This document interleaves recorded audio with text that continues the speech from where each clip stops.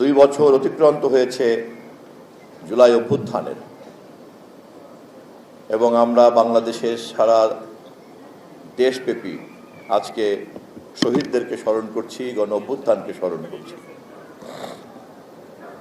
এবং আমাদের এই আয়োজনের মধ্য দিয়ে আমরা কেবলমাত্রই আনুষ্ঠানিকতা করছি না, আমরা চাই জুলাই গণ অভ্যুত্থানের চেতনা বাংলাদেশের মানুষের মধ্যে চিরদিন জাগরুক থাকুক।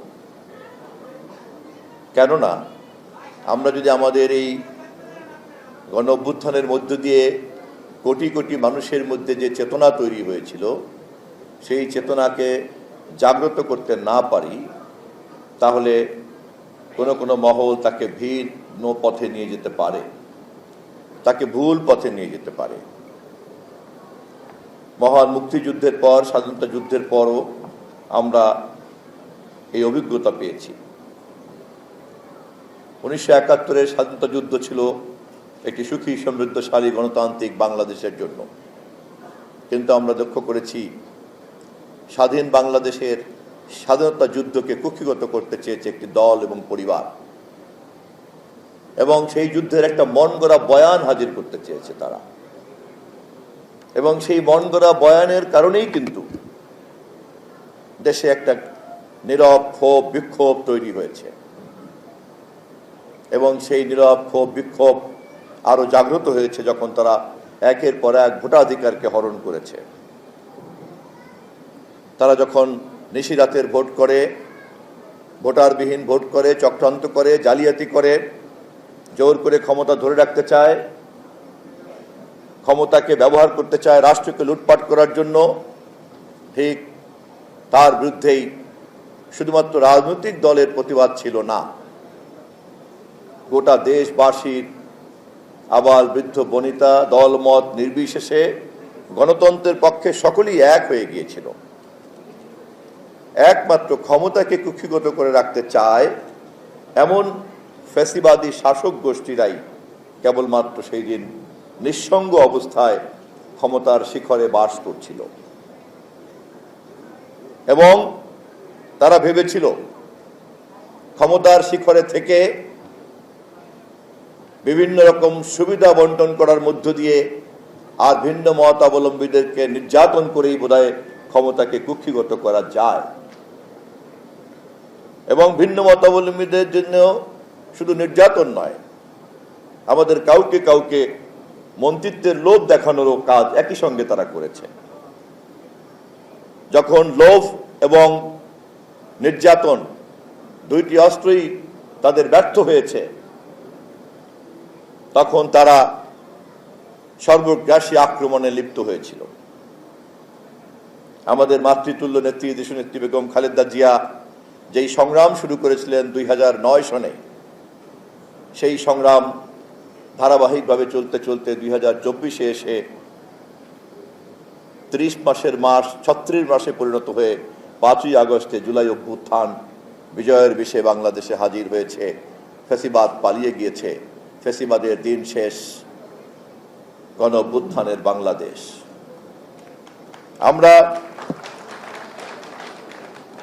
আমাদেরকে গভীরভাবে মনে রাখতে হবে, এটা কেবলমাত্রই কতিপয় তরুণের সাহস অথবা আমাদের তরুণ প্রজন্মের আন্দোলন সংগ্রামের কাহিনী নয়, এটি সারা দেশের মানুষের ফ্যাসিবাদী দুঃশাসনের বিরুদ্ধে যে ক্ষোভ, সেই ক্ষোভের বহিঃপ্রকাশ। একটু আগেই আমরা ভিডিও চিত্রতে দেখলাম,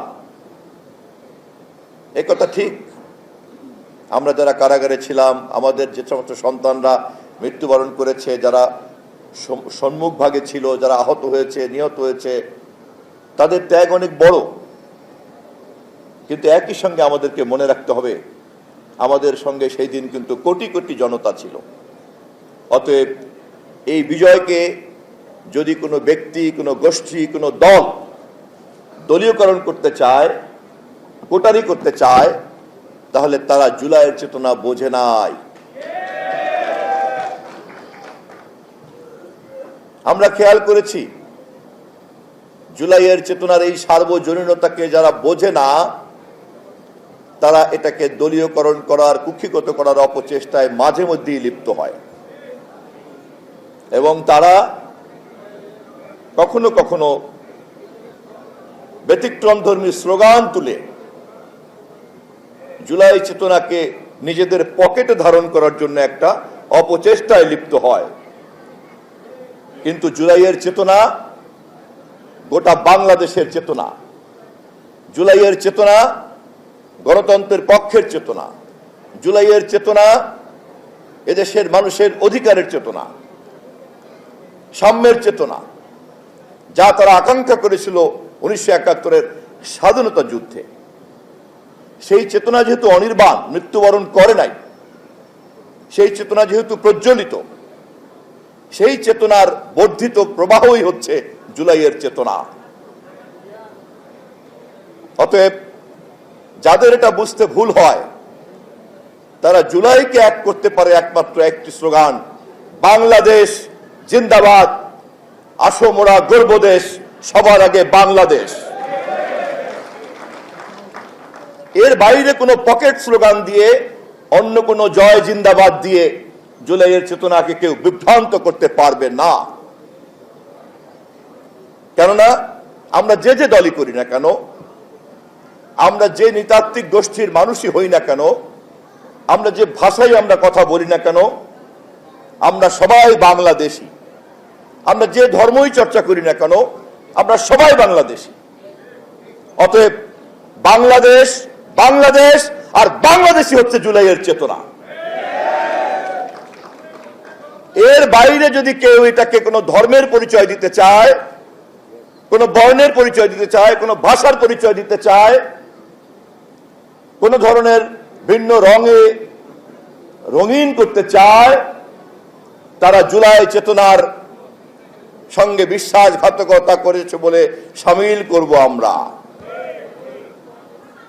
আমি আশা করি আমার সামনে উপস্থিত যারা জুলাই যোদ্ধা আছেন, শহীদ পরিবার আছেন, আহতরা আছেন, বাংলাদেশ জিন্দাবাদের ভিত্তিতেই যে জুলাই চেতনাকে ঐক্যবদ্ধ করা যায়, এ ব্যাপারে আপনারা নিশ্চয়ই একমত। আমাদেরকে পাহারা দিতে হবে বাংলাদেশকে, বাংলাদেশের স্বাধীনতাকে, বাংলাদেশের সার্বভৌমত্বকে এবং বাংলাদেশের উন্নয়নের লক্ষ্যে যে জাতীয় ঐক্য আমাদের নেতা দেশনায়ক তারেক রহমান তৈরি করার চেষ্টা করে চলছেন, সেই জাতীয় ঐক্যকে পাহারা দিতে হবে। কোন মহল কিভাবে, কি ভাষায়, কি চক্রান্তে, কি কৌশলে আমাদের জাতীয় ঐক্যকে বিনষ্ট করতে চায়, এ ব্যাপারে লাগাতার ভাবে সজাগ থাকতে পারাই হচ্ছে জুলাইয়ের চেতনা।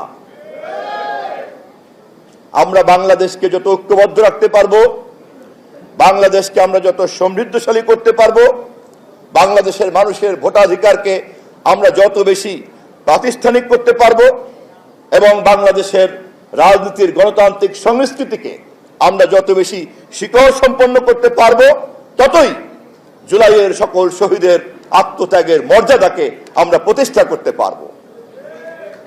শহীদের মর্যাদা প্রতিষ্ঠা করার জন্য এর বাইরে আর কোনো দ্বিতীয় পথ খোলা নাই। আমি আপনাদের সকলের কাছে বিনীত আহ্বান জানাতে চাই, দক্ষিণ বাংলার জুলাই যোদ্ধা এবং শহীদ পরিবারের যারা এখানে আপনারা উপস্থিত হয়েছেন, এই বিজয় গণতন্ত্রের, এই বিজয়ে পরাজিত হয়েছে ফ্যাসিবাদ। শহীদের ত্যাগ যদি আমরা মূল্যায়ন করতে ব্যর্থ হই, ইতিহাস আমাদের কাছে জবাব চাইবে। পরাজিত ফ্যাসিবাদ 1971-এর শহীদের ত্যাগকে মর্যাদা দেয় নাই, মূল্য দেয় নাই, উপরন্তু মুক্তিযোদ্ধার কোটার নামে মুক্তিযুদ্ধ আর স্বাধীনতা যুদ্ধ নিয়ে তারা ব্যবসা করতে গিয়েছিল এবং তার বিপরীতেই কিন্তু কোটা বিরোধী আন্দোলন এবং বৈষম্য বিরোধী আন্দোলন হয়েছে। অতএব আমরা যখন জুলাইয়ের নিয়ে গর্ব করব, তখন আমাদেরকে মাথায় রাখতে হবে আমরা কোনোভাবেই জুলাইয়ের চেতনাকে কোনো কোটা অথবা কোনো স্বার্থের হাতিয়ারে পরিণত করব না। জুলাই অভ্যুত্থান এবং জুলাইয়ের ত্যাগ তিতিক্ষা, জুলাইয়ের গৌরব কোনো ব্যক্তি দলের স্বার্থের প্রকল্প হতে পারে না। বিশেষ করে জুলাই যোদ্ধা, জুলাই শহীদ পরিবার এবং জুলাইয়ের চেতনায় যারা উদ্বুদ্ধ, তাদেরকে ব্যাপারে সজাগ থাকতে হবে। প্রতিটি শহীদ পরিবারকে পুনর্বাসন করা, শহীদদের ত্যাগ তিতিক্ষার সর্বোচ্চ মর্যাদা মূল্যায়নকে নিশ্চিত করার দায়িত্ব আমাদের সরকার ইতিমধ্যেই গ্রহণ করেছে। এই কাজের পদ্ধতির মধ্যে যদি কোনো দোষ ত্রুটি থেকে থাকে, সংশ্লিষ্ট প্রশাসন সে ব্যাপারে অবশ্যই পদক্ষেপ নেবে এবং তা সংশোধন করবে। এ ব্যাপারে বিভ্রান্তির কোনো সুযোগ নাই। কিন্তু কোনোভাবেই শহীদের ত্যাগের মর্যাদা দানের প্রক্রিয়া থেকে আমাদের সরকার পিছপা হবে না। এবারের আন্দোলন সংগ্রামের বড় বৈশিষ্ট্য হচ্ছে শহীদরা সার্বজনীন। কে কোন দল করে, কে কোন চিন্তা করে, কে কোন ধর্মের লোক, এমনকি আমি যে তথ্য মন্ত্রণালয়ের দায়িত্বে আছি, এখানেও ৬-৭ জন সাংবাদিক তার পেশাগত দায়িত্ব পালন করতে গিয়ে মৃত্যুবরণ করেছেন। এমনকি আমার জানা মতে আওয়ামী পরিবারের তরুণ প্রজন্ম জুলাই অভ্যুত্থানের ওই সময়ে মিটিংয়ে মিছিলে অনেকে শরিক হয়েছেন। বাবা ব্যস্ত রয়েছেন ফেসিবাদের দোসরের কাজে, কিন্তু তার তরুণ সন্তান মাঠে ঝাঁপিয়ে পড়েছে। কারণ এখনকার তরুণ প্রজন্ম তার বাবা মার চাইতেও তার বিবেকের কথা বেশি শোনে। গণমাধ্যম, সামাজিক গণমাধ্যমের কারণে ন্যায় অন্যায়ের বিচার করার ক্ষমতা তরুণ প্রজন্মের এখন অনেক বেড়েছে, এবং বেড়েছে বলেই আজকের তরুণ প্রজন্ম বাংলাদেশের রাজনীতিতে, অর্থনীতিতে এবং সমাজ ব্যবস্থায় একটা শক্তিশালী উপাদানে পরিণত হয়েছে। আমরা যারা বয়স্ক নাগরিক, আমাদেরকে এই তরুণ প্রজন্মের উত্থানকে সম্মান জানানো উচিত, স্যালুট জানানো উচিত। তা যদি আমরা করতে পারি, তা যদি আমরা সঠিকভাবে করতে পারি, তাহলেই আমরা বুঝতে পারবো সাঈদ, ওয়াসিম, মুগ্ধদের আত্মত্যাগের লক্ষ্য কি ছিল।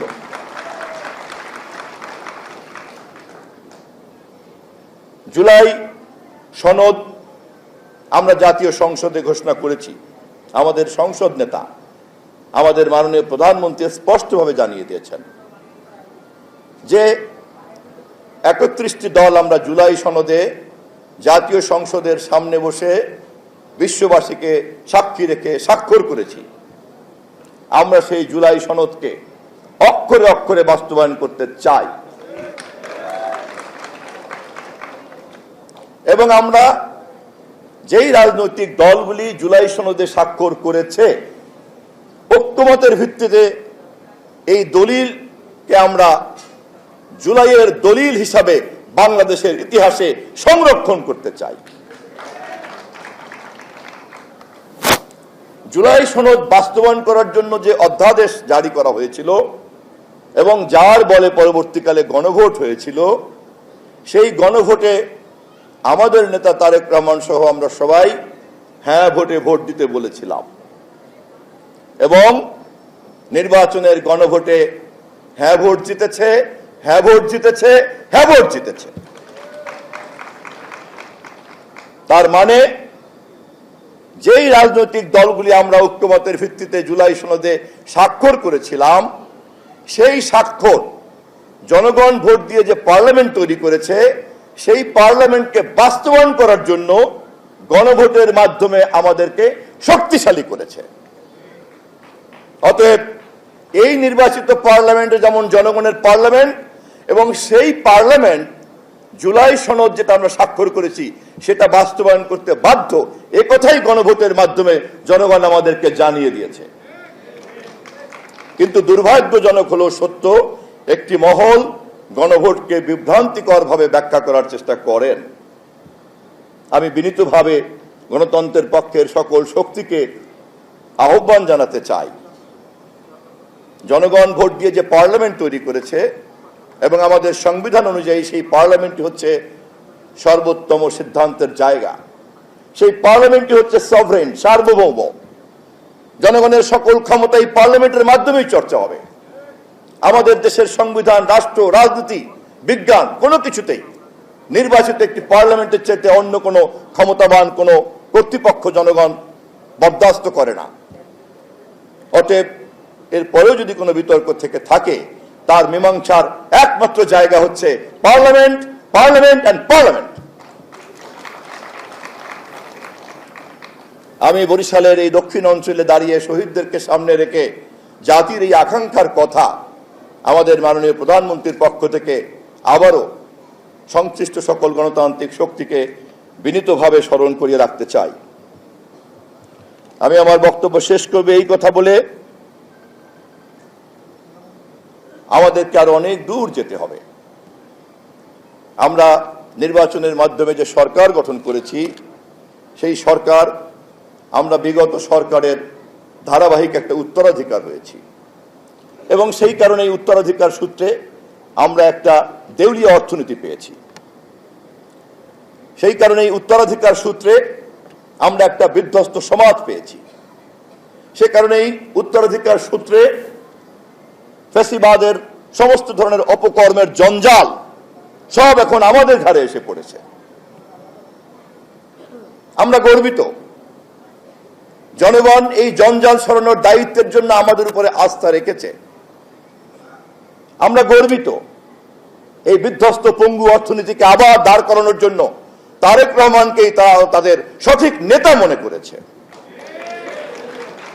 এবং আমরা বিনীতভাবে শপথ উচ্চারণ করতে চাই, জনগণের দেওয়া দায়িত্ব আমরা অবশ্যই পালন করব এবং এই দায়িত্ব পালন করার ক্ষেত্রে কোনো বাধাই আমাদেরকে বরদাস্ত করতে হবে না।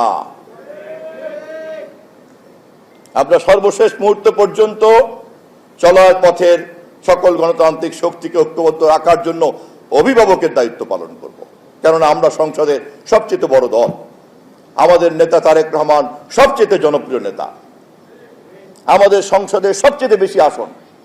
অতএব আমরা আমাদের এই অভিভাবকের দায়িত্ব পালন করব এবং অভিভাবকের দায়িত্ব পালন করার জন্যই আমাদের মিত্ররা কেউ যদি কখনো কোনো ভুল ভ্রান্তি করেন, আমরা সেই ভুল ভ্রান্তিগুলিকে অত্যন্ত ধৈর্যের সঙ্গে সংশোধন করার চেষ্টা করছি, ভবিষ্যতেও করব।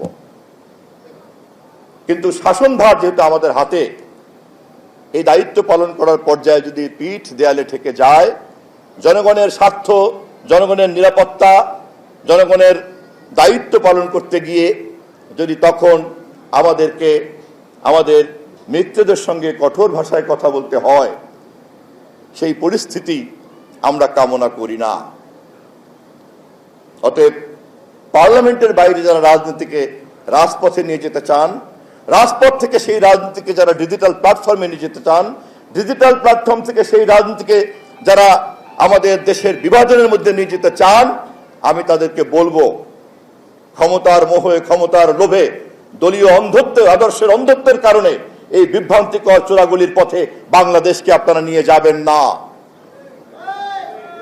লক্ষ শহীদের রক্তের বিনিময়ে দেশ স্বাধীন করেছি, হাজারো শহীদের রক্তের বিনিময়ে স্বৈরতন্ত্রের স্বাদকে উৎখাত করেছি, আবার হাজার হাজার রক্তের বিনিময়ে জুলাই অভ্যুত্থানের মধ্য দিয়ে আমরা আমাদের বাংলাদেশকে সঠিক পথে আবার পুনঃস্থাপন করেছি। আর বাংলাদেশকে কেউ বিভ্রান্তিকর পথে নেওয়ার চেষ্টা করবেন না। আসুন, যে ঐক্য তৈরি হয়েছে জুলাইয়ের সকল শহীদের রক্তের মধ্য দিয়ে, সেই ঐক্যকে আমরা ধরে রাখি এই দেশকে সমৃদ্ধশালী না করা পর্যন্ত। সবাইকে ধন্যবাদ, শহীদের আত্মার মাগফিরাত করছি, কামনা করছি আবারও।